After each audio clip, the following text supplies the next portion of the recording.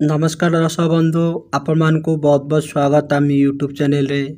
दर्शक बंधु डीबीडी माने कौन आपण माने तो यूट्यूब रे बहुत वीडियो देखिथिबे। यूट्यूब रे वीडियो रे समस्त कहिथिबे डायरेक्ट बेनिफिट ट्रांसफर।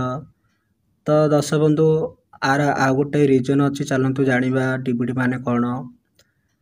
दर्शक बंधु एबे बतान सरकार जे कोनोसी भी टंका ट्रांसफर करले बतान डीबीडी माध्यम रे ट्रांसफर करंती। डीबीडी रो फुल फॉर्म होची डायरेक्ट बेनिफिट ट्रांसफर। सर्वप्रथम पीएम किसान रे डीबीडी माध्यम रे टंका पठेबार आरंभ होइतिला। तापरे धीरे धीरे सब योजना बे डीबीडी माध्यम रे टंका ट्रांसफर करा जाउची।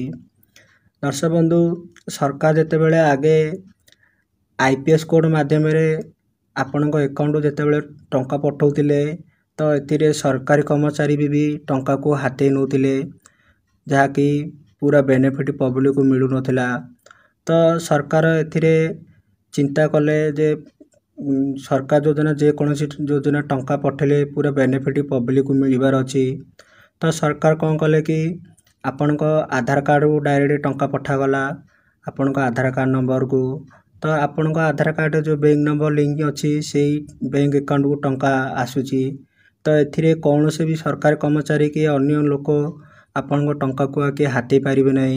एथिरे सरकारी टंकाटी पठेले भी मध्य आपनकर अकाउंट को टंकाटी पूरा आसीबो। एथिरा कोनोसी सरकार कर्मचारी के अन्य लोक आपनकर टंका को आके हाथी पारिबे नै।